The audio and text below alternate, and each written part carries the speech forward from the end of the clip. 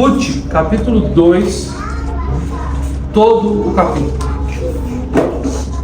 Atentem bem, crianças, prestem bastante atenção. Aqui nós temos uma história da Bíblia. Então, da mesma forma que os pais de vocês, as mães de vocês, contam histórias em diversos momentos, se vocês prestarem bastante atenção, vocês vão ver um grande trecho de uma história linda, que é da palavra de Deus, que é a palavra viva de Deus, para todos os adultos e obviamente para todas as crianças também. Então, muito atentos agora, que eu vou ler e contar a história, essa parte da história de Ruth para vocês também, certo? Os que já sabem escrever, viu? Gabriela, Giovana, certo? Eu sei que testa ali com lápis na mão, né? Benjamin. Então vocês vão vendo algumas palavras repetidas, alguns nomes. Nesse texto aqui tem um personagem novo que a gente ainda não tinha falado antes.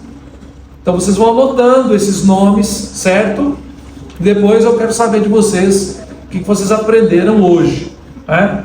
Se o pastor gritar muito, se empolgar muito, vocês me falam no final, certo? Então vamos comendo assim, mas a atenção de vocês. Gabi e Gigi, toda a atenção agora, toda. Amém? Amém. Pronto. Tinha Noemi um parente de seu marido, senhor de muitos bens, da família de Elimeleque, o qual se chamava Boaz. Ruth, a moabita, disse a Noemi: deixa-me ir ao campo e apanharei espigas atrás daquele que me favorecer. Ela lhe disse: vai, minha filha. Ela se foi, chegou ao campo e apanhava após os segadores.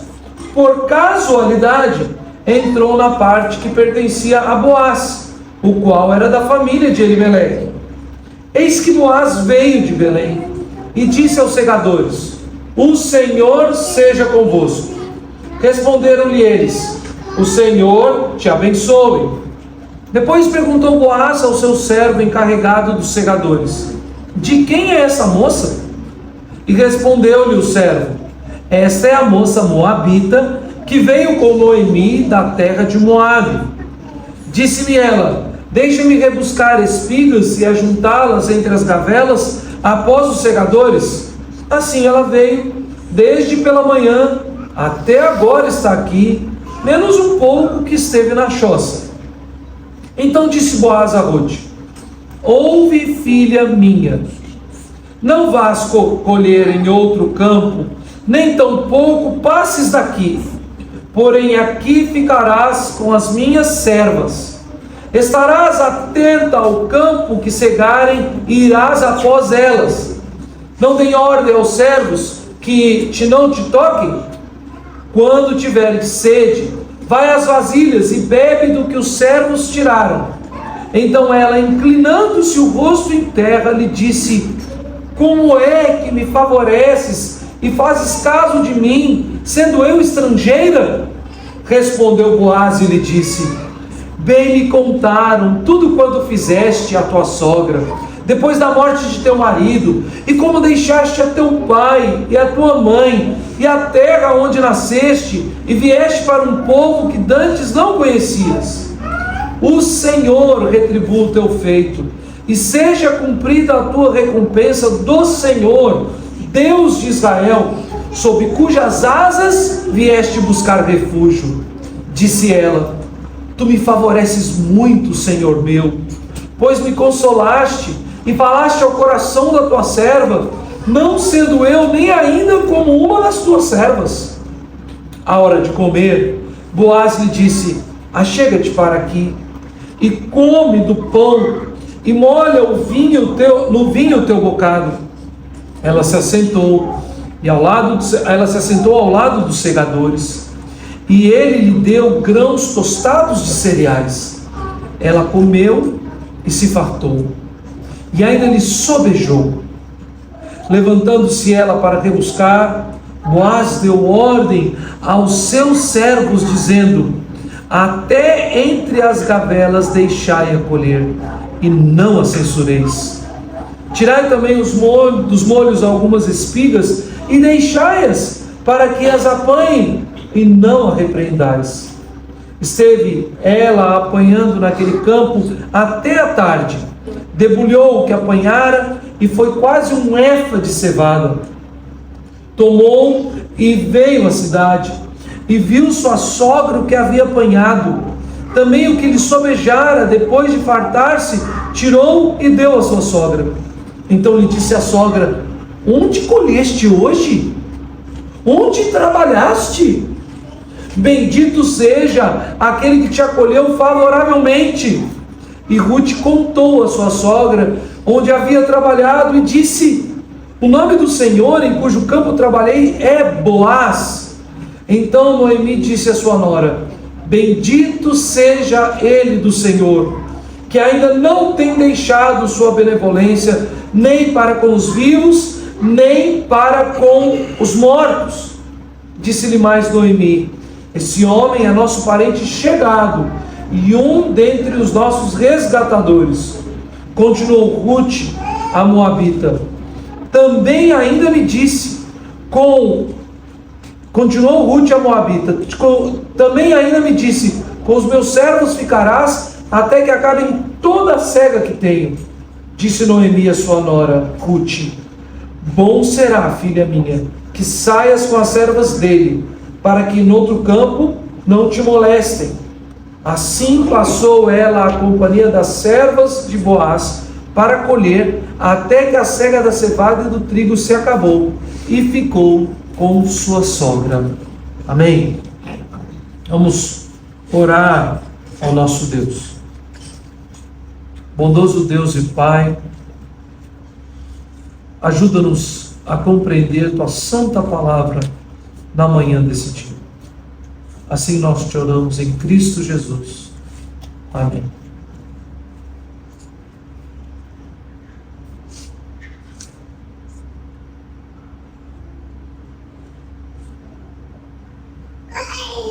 Meus irmãos, como eu já afirmei em outros momentos, é necessário ter um cuidado muito grande ao ler uma narrativa histórica, principalmente uma história bíblica que nós já conhecemos tão bem, e não nos perder em algum tipo de interpretação demasiadamente romântica, romantizada. Eu falei nos outros 2 domingos, principalmente no domingo passado, a respeito dessa visão romantizada que temos, por exemplo, dessa relação entre Ruth e Noemi, que a declaração e a decisão de Ruth foi uma decisão porque amava a sua sogra, nora tão boa, tão maravilhosa, que fez tudo o que fez, abandonou o seu povo, abandonou o seu Deus e foi com ela para Belém de Judá. Nós vimos então no último domingo que, na verdade, Ruth, sim, uma boa nora que amava a sua sogra, ela fez muito mais, porque Orfa, sendo boa nora que amava a sua sogra, ouviu os conselhos de sua sogra e voltou ao seu povo, à sua terra e aos seus deuses. Mas Ruth, tendo amor por sua sogra, ela rompe os laços com o seu povo, sua terra e seus deuses, e faz sua pública profissão de fé. Teu povo é meu povo, teu Deus é meu Deus. E ela chega a dizer então, no versículo de número 17, onde quer que morreres, morrerei eu, e aí serei sepultada. Faça-me o Senhor o que lhe aprouver, se outra coisa que não seja a morte me separar de ti. No capítulo 1, versículo 17, enfatizando então uma declaração nítida de aliança de Ruth para com Deus, uma obra da graça de Deus na vida desta moabita. Quando entramos no capítulo de número 2, um novo personagem é introduzido. Eu disse isso para as crianças. O novo personagem que ainda não tinha aparecido no capítulo 1 é Boaz. Boaz é este novo personagem.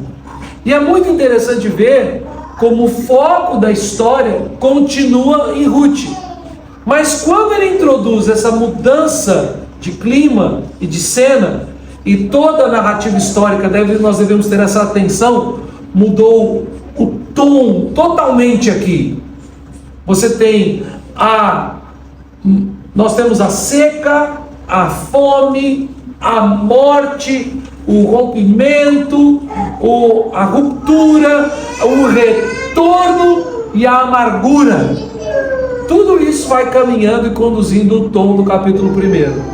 Mas o capítulo 1 mostra que, no versículo de número 22, já no finzinho, ele vai mudar o tom.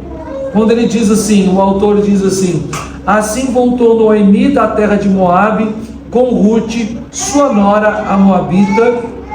E lá no final ele diz: e chegaram a Belém, no princípio da cega da cevada. Se o tom do capítulo 1, o principal tom, a principal ênfase foi dor, fome, morte, luto, amargura, ele mostra com uma frase final que agora o tom vai mudar. E para continuar a contar a história de Deus no meio do seu povo, através da história da Moabita Ruth, ele então introduz um novo personagem. E é interessante que antes dele continuar a contar, ele enfoca nesse personagem. Nós devemos então desmistificar e retirar essa visão extremamente romantizada desse personagem, porque nós poderíamos ter um olhar muito distinto. Cada capítulo, Deus vai falar algo diferente em meio dos mesmos personagens. Então, acabou o tom de tristeza, de amargura, de morte. Agora nós vamos falar sobre colheita, sobre trabalho, sobre o favor de Deus. E nós vamos falar sobre a terra de Deus. E nós vamos falar sobre o homem de Deus que revela o caráter de Deus. É por isso que Ruth continua sendo a mesma. Você vai perceber que o caráter dela não muda. Você vai só acrescentando informações sobre o caráter de Ruth, mas o novo personagem traz uma nova visão sobre Deus. No capítulo de número 3, nós veremos que Ruth vai então se apresentar a Boaz e pedir que ele lhe seja o resgatador. Mas no capítulo de número 2, todo o favor e toda a misericórdia desse homem para com essa mulher não tem qualquer ideia de intenção de conquistá-la, para que ela possa vir então se apresentar a ele para ser resgatada por ele. Então, tire isso da sua mente. Olhe para o favor de Deus através de Boaz. É exatamente isso que nós vamos ver então na manhã desse dia.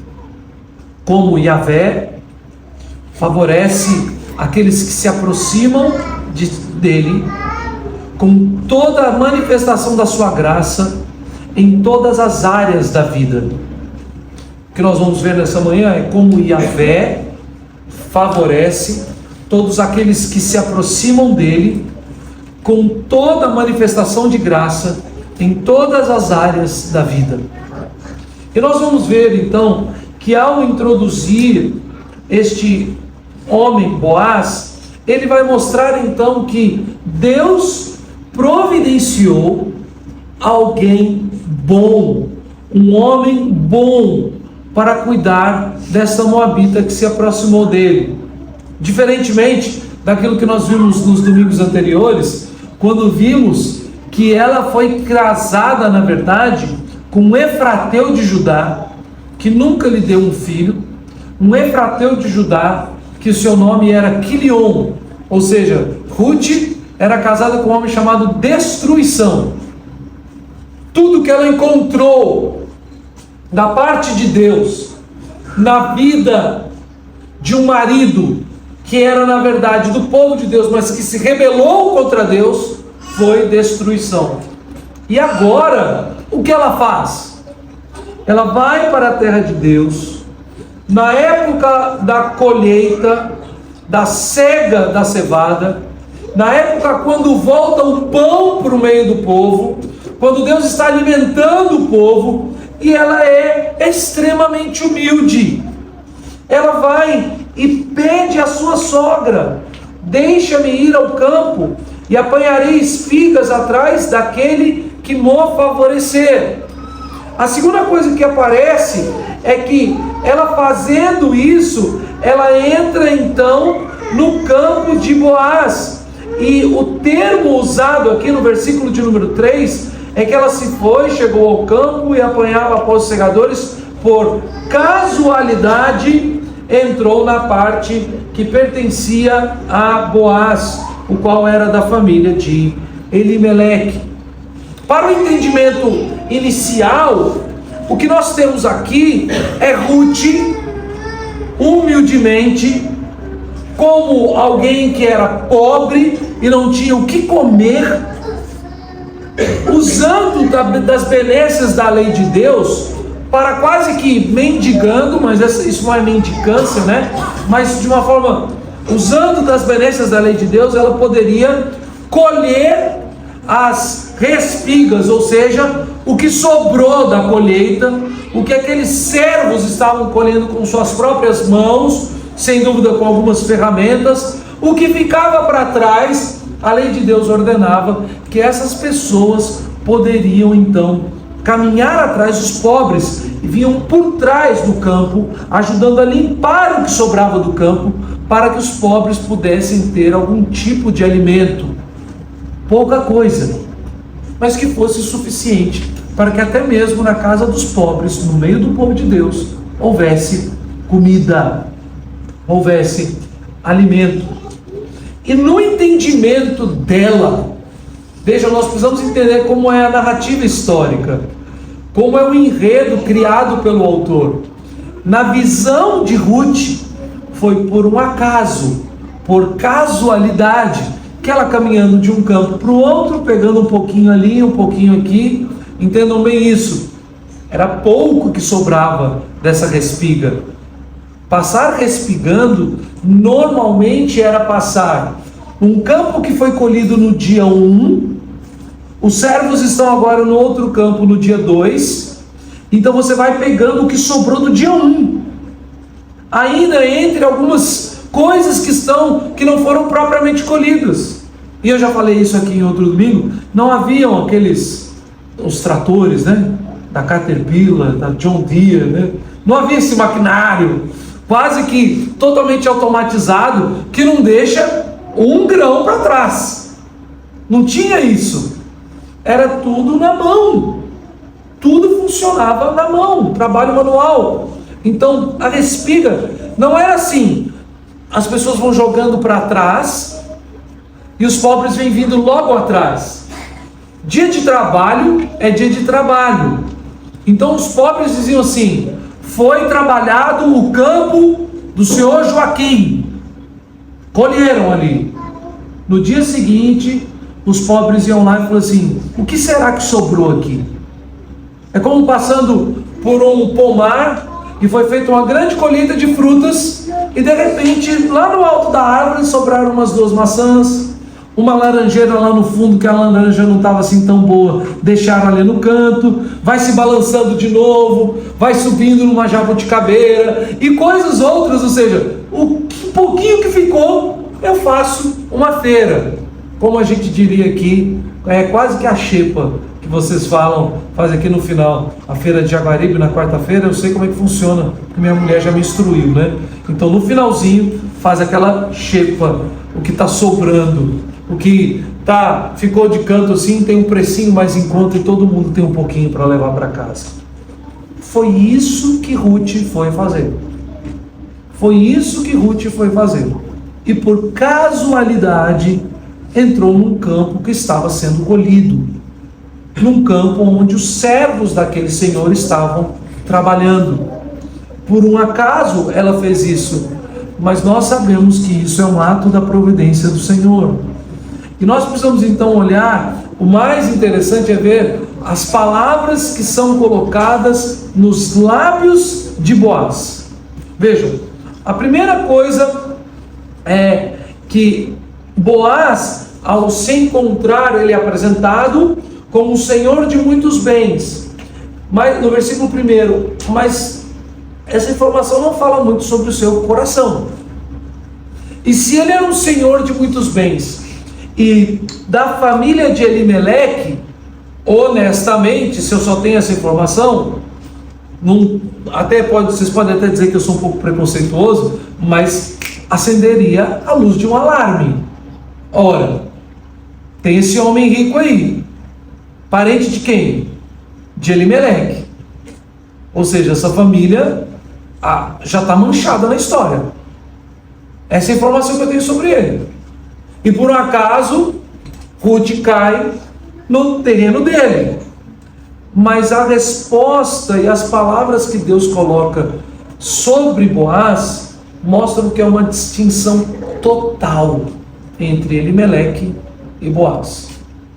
Elimeleque é o homem que se esqueceu de Deus. Boaz é o homem de Deus. E veja, a primeira coisa que nós vemos é que Boaz chega aos seus servos, no versículo de número 4, e ele vai e saúda os seus servos. Como ele vai saudar os seus servos? Versículo de número 4. Yahvé seja convosco. Responderam os seus servos, Yahvé te abençoe. A primeira coisa que nós vemos é que na providência de Deus, que para Ruth parecia uma mera casualidade, ela está agora num campo de um homem temente a Deus. Parece bobagem, não é mesmo? Mas você não vê até então nenhum diálogo aonde o nome do Senhor é usado na terra de Deus. Vocês se lembram que eu falei várias vezes para vocês? Nós temos que sempre olhar para as narrativas históricas, principalmente no Antigo Testamento, com essa visão mais ampla. O povo de Deus, na terra de Deus, debaixo da lei de Deus, usufruindo das benécias de Deus.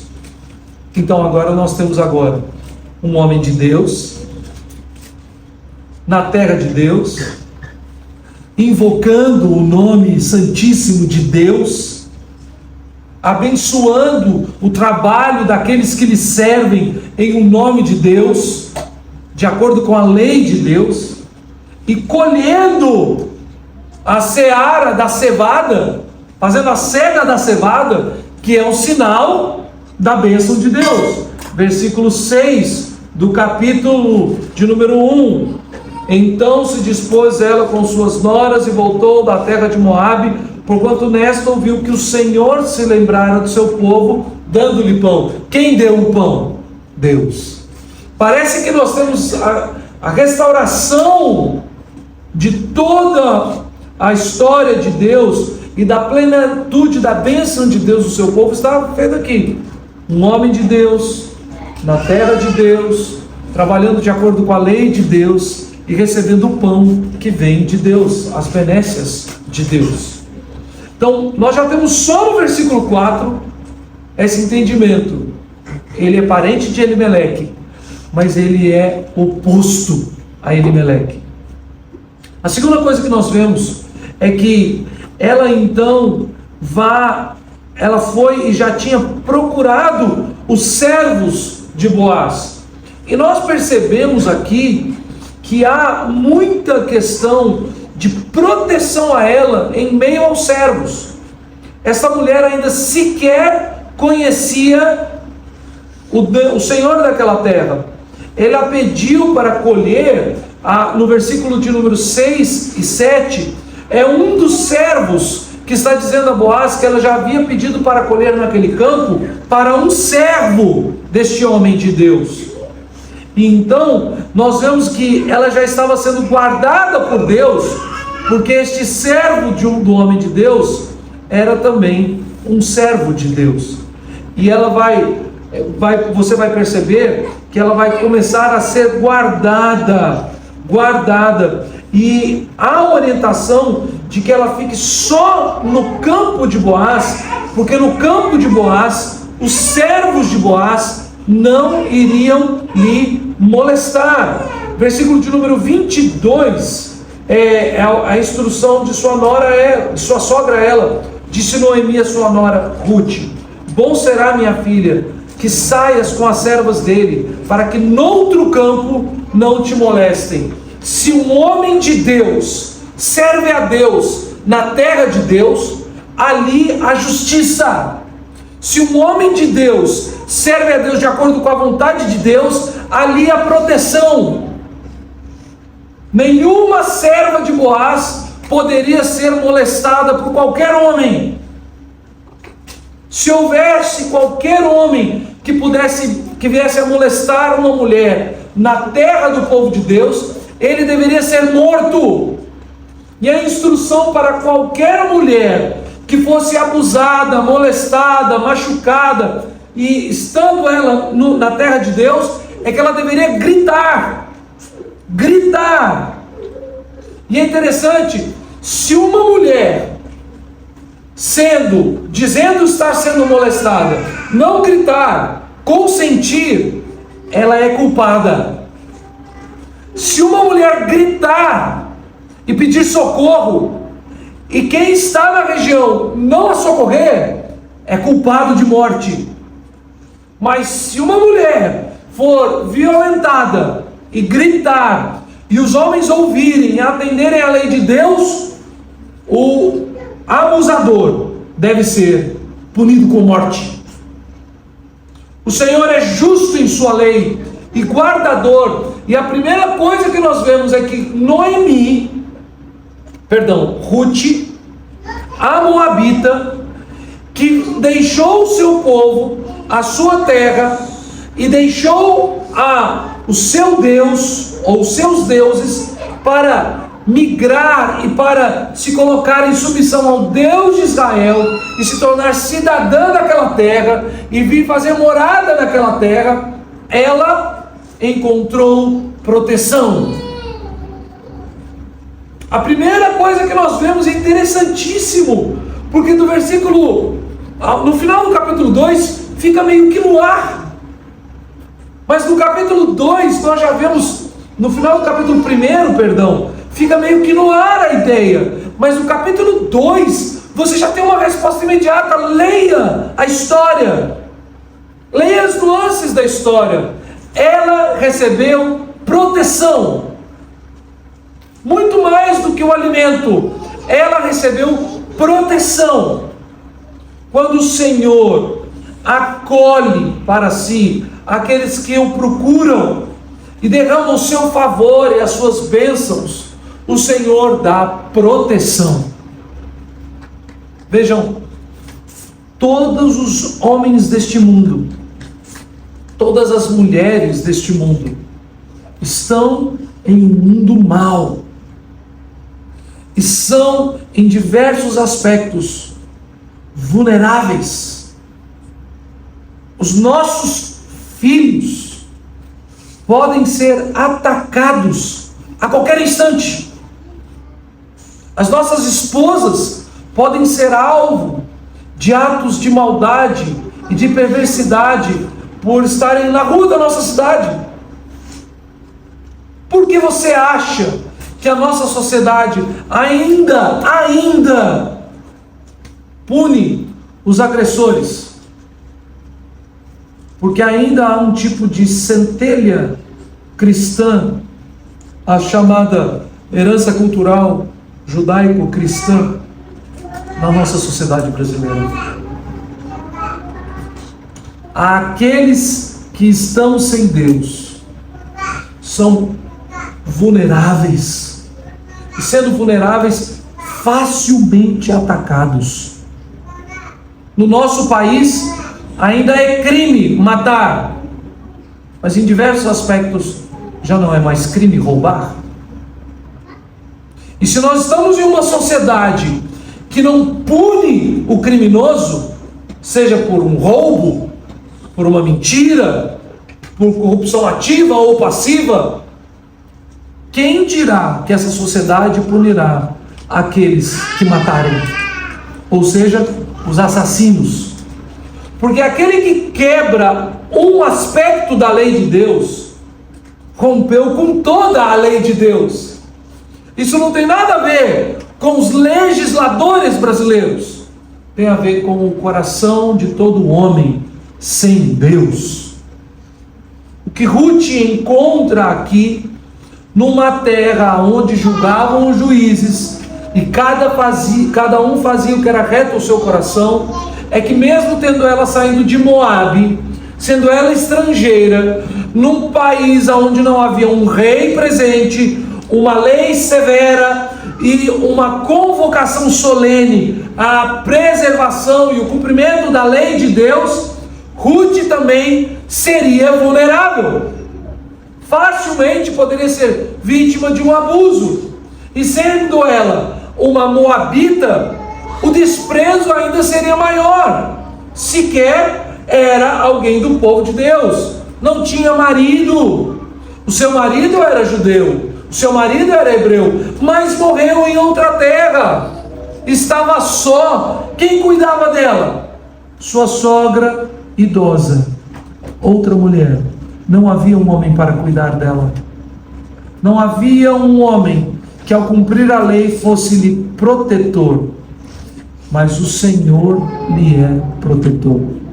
Por casualidade, ela entrou na terra de Boaz, e Deus estava assim lhe provendo proteção. Proteção. A segunda coisa que nós vemos é que na graça do Senhor e na benevolência do Senhor para com Ruth, ela encontra em Boaz alimento. E não só alimento, mas ela é recebida por Boaz com todas as benesses de uma serva. Isso é muito importante, meus irmãos. Porque você vê o que eu já havia dito, que Boaz é um servo do Senhor. E ele trata os seus servos como servos do Senhor.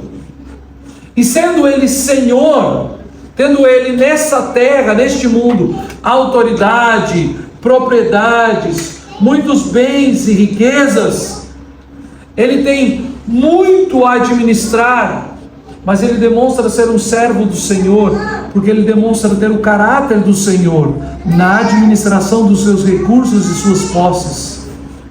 Ele é um Senhor bondoso, ele é um Senhor generoso, ele é um Senhor acolhedor, e ele é um Senhor que faz com que mesmo uma estrangeira possa ter as benécias de uma serva dentro da sua terra. E ele então, primeiro Ruth encontra da parte de Deus proteção, mas no segundo momento nós podemos ver que Ruth encontra no Senhor, ou em Boaz, o status de serva. Ela é acolhida. E é muito interessante porque no nosso contexto ocidental, falar que ela foi acolhida como escrava numa terra estrangeira, a gente ia olhar com um olhar, nosso olhar seria negativo de início. Falou assim, olha que coisa boa que aconteceu na vida de Ruth.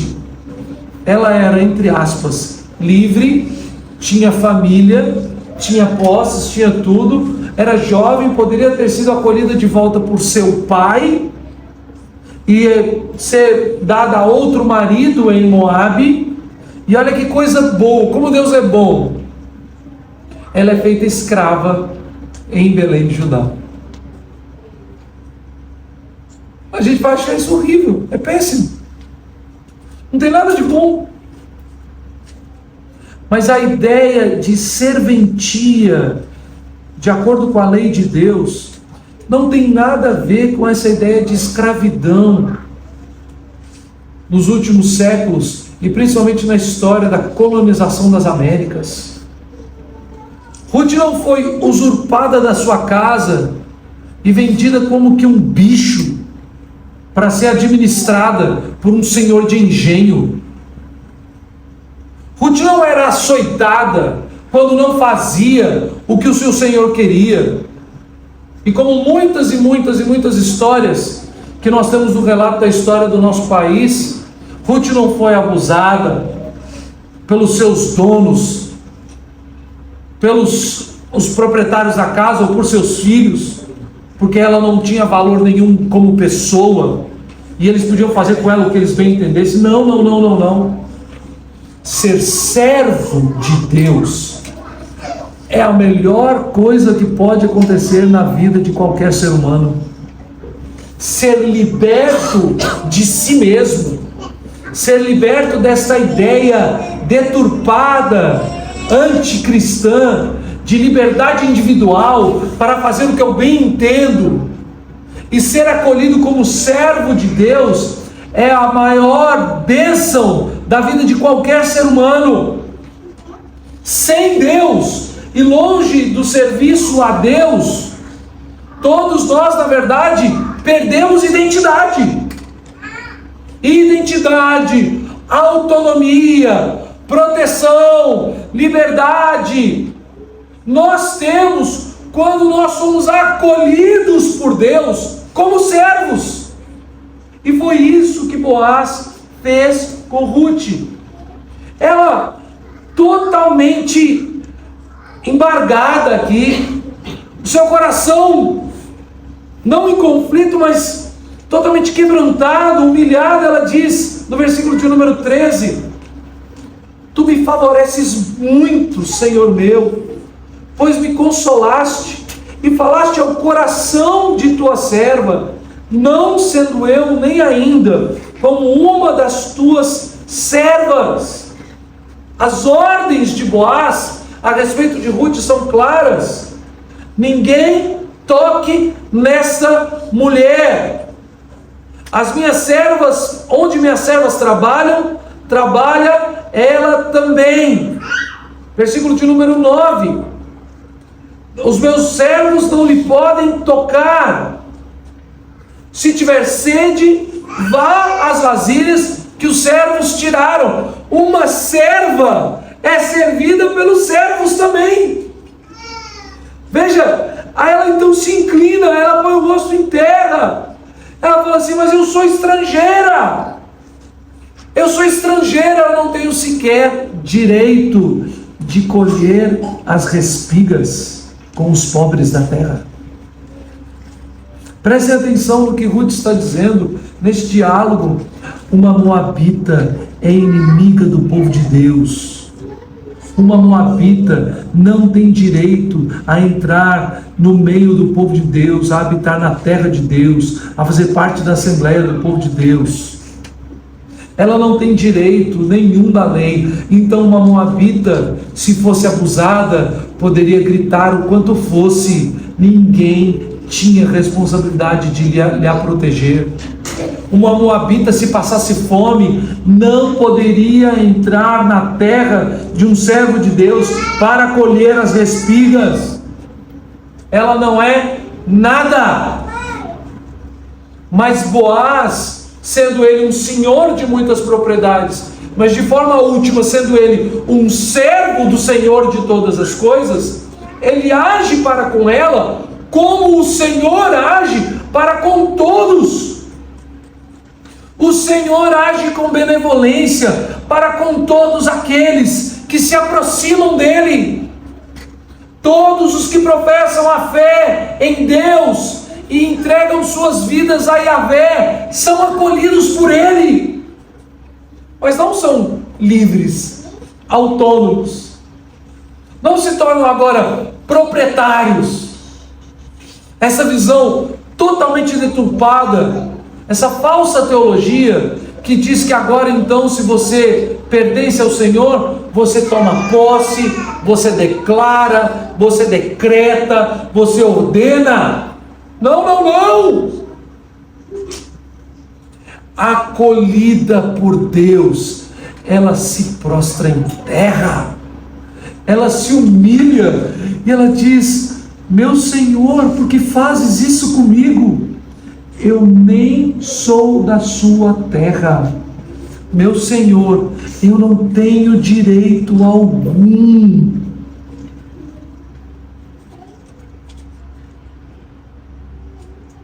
Versículo de número 14. A hora de comer, Boaz lhe disse: achega-te para aqui e come do pão, e molha no vinho o teu bocado.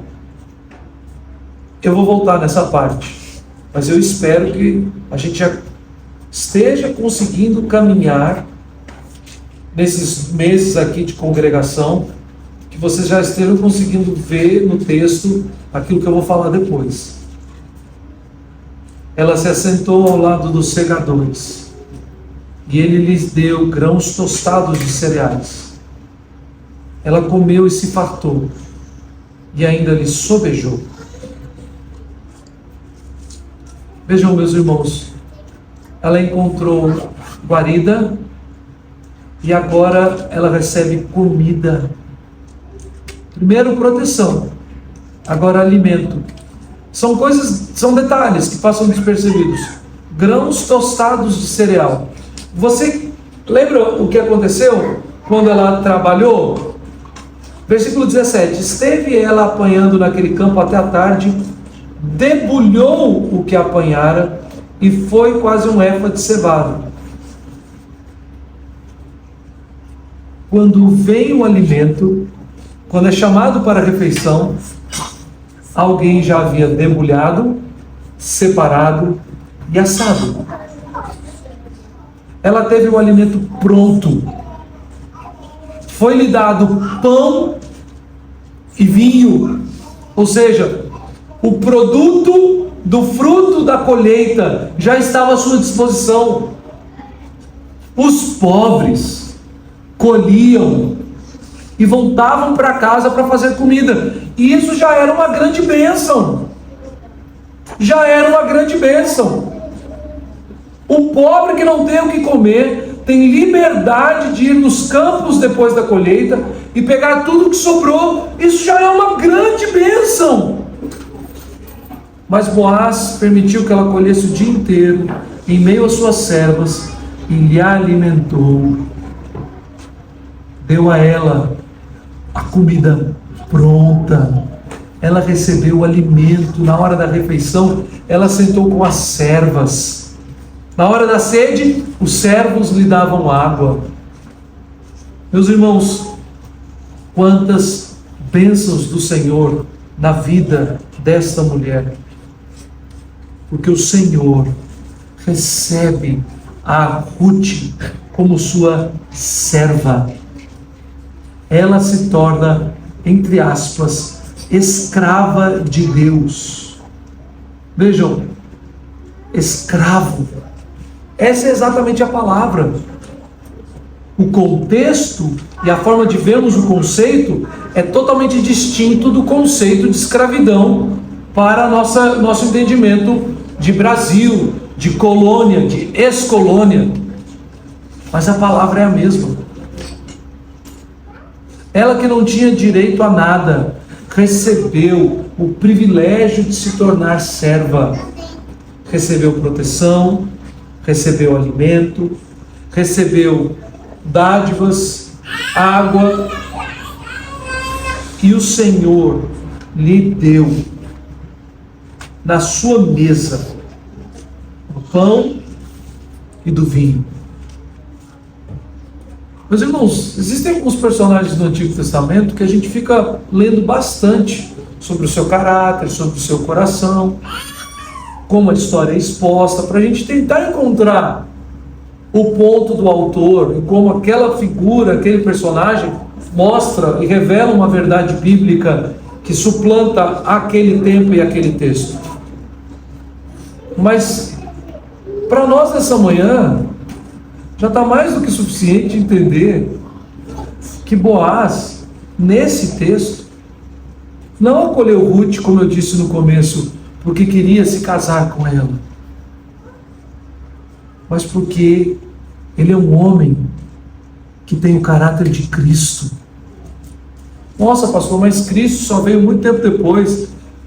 Lembre-se do texto de Hebreus, no capítulo de número 11, de todos aqueles que serviram no Antigo Testamento pela fé. Aqui nós temos um homem de fé. Aqui nós temos um homem de Deus. E é interessante ver como o autor inicia essa ideia nos 3 primeiros versículos, mostrando que ele era parente de Elimeleque. Versículo de número 1, Senhor de muitos bens da família de Elimeleque. Depois ele diz, no versículo de número 3, o qual era da família de Elimeleque. Ele está dando aquele alerta. Lembra aquele Elimeleque, o homem que se esqueceu de Deus? Na família dele havia um homem que era de fato um homem de Deus. Lembra Elimeleque, aquele homem que não considerou as promessas de Deus e que não teve como entender e viver uma vida de fé no Messias prometido? Lembra disso? Aqui nós temos um parente dele, e este homem tem o caráter de Cristo. Este homem teme a Deus. Este homem confia nas promessas de Deus. E por mais que nenhuma das suas palavras digam, eu confio em Deus, o seu caráter revela quem ele é. Sim, meus irmãos, nós aprendemos da parte de Cristo por todas as suas palavras. Mas as palavras de Cristo são evidenciadas pelo seu poder e pelo seu caráter. Quando nós nos aproximamos de Jesus, nós não nos achegamos a Jesus porque ele é parente de alguém. Jesus não é apresentado no Evangelho como o primo de João Batista.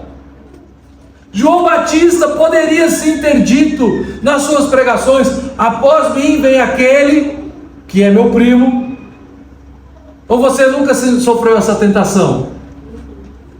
Você de repente tem algum parente famoso e você diz assim, meu primo. Como assim ele é seu primo? Não, é que o avô dele foi amigo de infância do meu avô. Então eles foram criados quase como família, então a gente se considera primo. E aí então a gente diz assim, meu primo. Quando eu gravo os podcasts, de vez em quando vai um parente, aí eu já falo logo, tá aqui falando de tal, meu primo. O pastor que quase sempre grava comigo é meu tio, então todo mundo que ouve o podcast sabe, meu tio Fernando, meu tio. A gente ouve alguma coisa e fala assim, ó, meu irmão. A gente se orgulha. Jesus não tem o caráter de primo de João Batista. Diferente de Boaz, ele não é da família de Elimeleque. Jesus manifesta o que é, porque todas as suas palavras estão revestidas pelo seu poder e pelo seu caráter.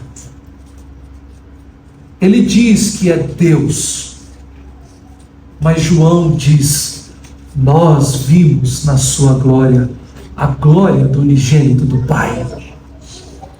Ele diz que pode curar, e ele cura. Ele diz que salva, e ele salva. Ele diz que sofreria, que seria morto, e que ressuscitaria ao 3º dia. E ele o fez. Ele diz que veio para cumprir a lei, e não houve em Cristo um pecado sequer. Toda a lei se cumpre em Cristo, e Cristo cumpre na sua vida e ministério toda a lei de Deus. Este é o caráter do homem de Deus, enviado por Deus, no meio do povo de Deus. É esse que acolhe aqueles que sequer eram do seu povo, e lhe faz servos. E ao fazer homens e mulheres seus servos, sem mérito, sem que nada lhes fosse dado, ele então lhes dá proteção, lhes dá alimento, lhes sacia a sede, lhes tira da pobreza, lhes concede dignidade mesmo na humildade. Cristo é quem faz isso, em favor dos seus eleitos.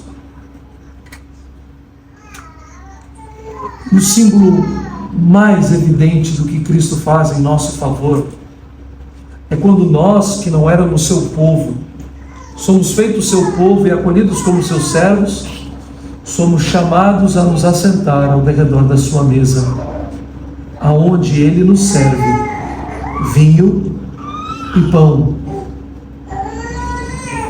Boaz diz: achega-te para aqui e come do pão e molha no vinho o teu bocado. Ele ofereceu fartura, e tudo que ela recebeu ainda lhe sobejou, sobrou muito. Na hora da refeição, sobrou muito. E quando ela chega em casa, e Noemi vê tudo que tinha acontecido, e ela então fartou-se e tirou e deu para sua sogra. E diz então que ela tinha fartura, novamente que sobejou. Quando Deus favorece aquelas pessoas que lhe procuram como servos e derrama suas bênçãos sobre aqueles que são acolhidos como servos de Deus, Ele constrange até mesmo o mais amargo coração. Veja no versículo de número 20. Então Noemi disse à sua nora: bendito seja ele do Senhor, que ainda não tem deixado a sua benevolência, nem para com os vivos, nem para com os mortos. Ainda Noemi não disse: bendito seja o Senhor, mas Noemi pede as bênçãos do Senhor sobre Boaz, porque Boaz é um instrumento de Deus para acolher tanto os vivos quanto mortos, para abençoar e não se esquecer nem dos vivos nem dos mortos. Eu não disse que o tom estava mudando? Ela termina Noemi amarga, e no final do capítulo 2, Noemi, que estava amarga contra Deus, já começa a bendizer o nome de Deus. Nós vamos ver nas próximas semanas, quando Noemi passa a ser instrumento para orientar Ruth quanto à lei de Deus e quanto à mão resgatadora de Deus. Noemi contra Deus, Noemi amarga com Deus, Noemi abençoando os servos de Deus, e depois Noemi instruindo a sua nora a respeito da lei de Deus. É por isso que eu sempre digo que esse livro pode se chamar Ruth, mas poderia muito bem se chamar Noemi também. Essas duas mulheres sendo usadas e transformadas por Deus. Na manhã desse dia, este texto é usado então e é instrumento do Senhor para revelar-nos a Deus, e acima de tudo revelar-nos a glória de Deus no seu Filho, o qual, se fazendo em forma de servo, morreu em nosso favor e ressuscitou, para que nessa manhã nós pudéssemos ser os servos de Cristo Jesus. É na mesa de Cristo Jesus que nós podemos encontrar nessa manhã o que Ruth também encontrou: proteção, alimento, acolhida, guarida, bênçãos sem medida, fartura, dignidade na humildade. Todas essas coisas são dadas por Deus através de Boaz a Ruth. Todas essas coisas são nos dadas por Deus através de Cristo Jesus. Qual deve ser então a nossa resposta nessa manhã? Ruth então nos ensina, versículo de número 10: então ela, inclinando-se rosto em terra, lhe disse: como é que me favoreces e fazes caso de mim, sendo eu estrangeira? Depois ela diz: tu me favoreces, versículo 13, muito, Senhor meu, pois me consolaste e falaste ao coração de tua serva, não sendo eu nem ainda como uma das tuas servas. E termina a nossa resposta com a resposta agora de Noemi. Bendito seja ele do Senhor, versículo 20, que ainda não tem deixado a sua benevolência, nem para com os vivos, nem para com os mortos. Nessa manhã, nós que ouvimos essa mensagem e cremos e podemos perceber Jesus sendo manifesto em nosso meio, a primeira resposta que devemos ter diante de Cristo é: Senhor Jesus. Com o nosso rosto em terra, devemos dizer: como é, Senhor Jesus, que fazes caso de cada um de nós, sendo nenhum de nós parte do seu povo.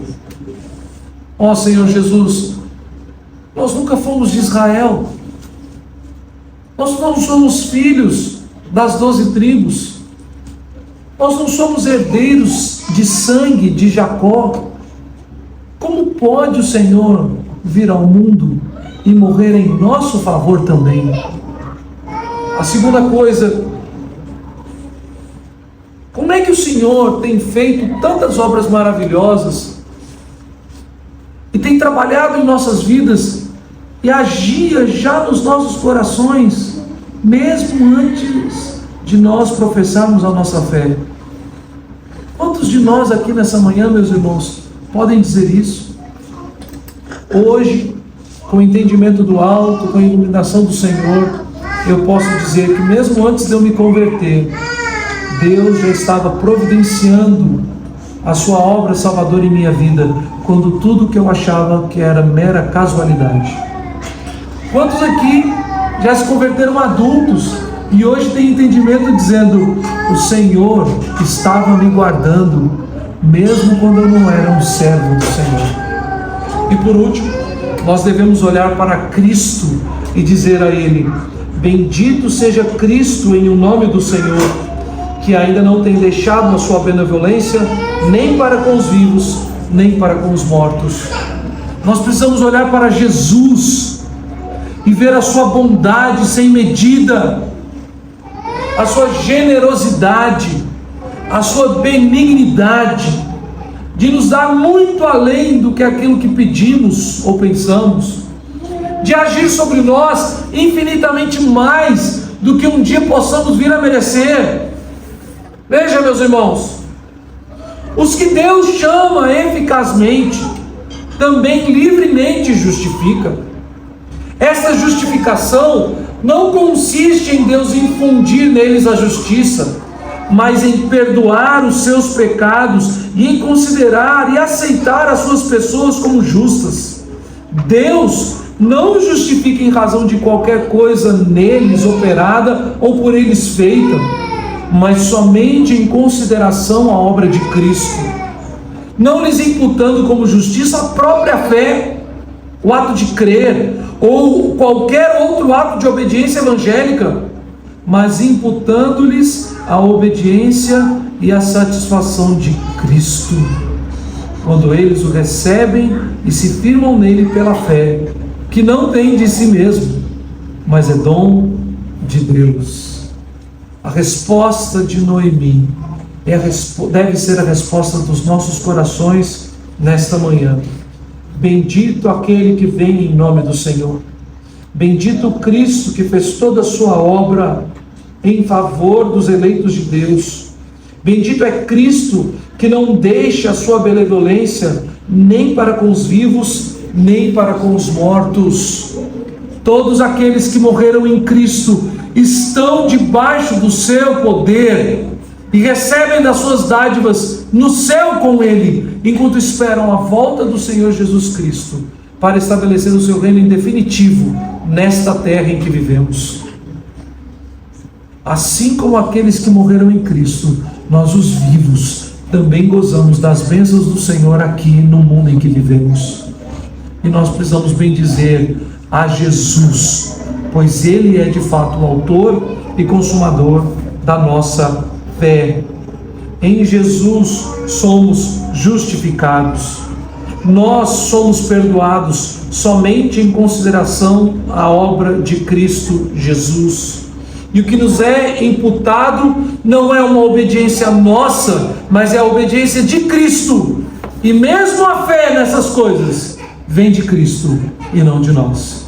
Bendito seja o nome do Senhor. Amém. Amém.